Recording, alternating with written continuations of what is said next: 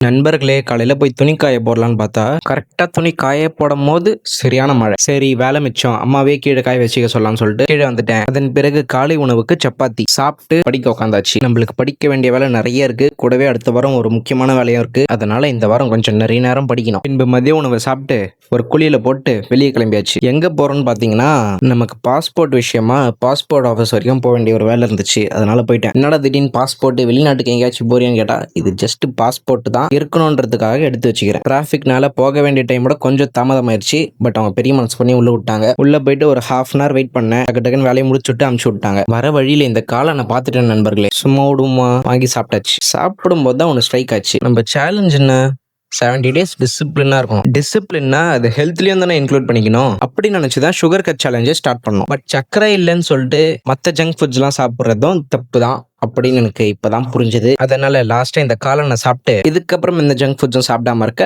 Try பண்றேன். ஏன்னா நம்மளுக்கு கொஞ்சம் கிரேவிங்ஸ் அதிகம். கரெக்டா பிளான் பண்ணி கடுமையான டயட்ல இருந்து ஒர்க் அவுட் பண்றது நம்ம ஃபிட்னஸ் ஆலாம் கிடையாது. ஜஸ்ட் ஜென்ரல் ஃபிட்னஸ்க்காக தான் ஜிம்முக்கு போறேன். பட் முடிஞ்ச அளவு கொஞ்சம் டயட்டை மெயின்டைன் பண்ணி டிசிப்ளினா இருக்கலாம்னு முடிவு பண்ணியிருக்கேன். ஓகே, திருப்பி ரிட்டர்ன் வீட்டுக்கு வந்துட்டு கொஞ்ச நேரம் படிச்சுட்டு நாளை முடிச்சுக்கிட்டேன். நாளைக்கு பார்க்கலாம்.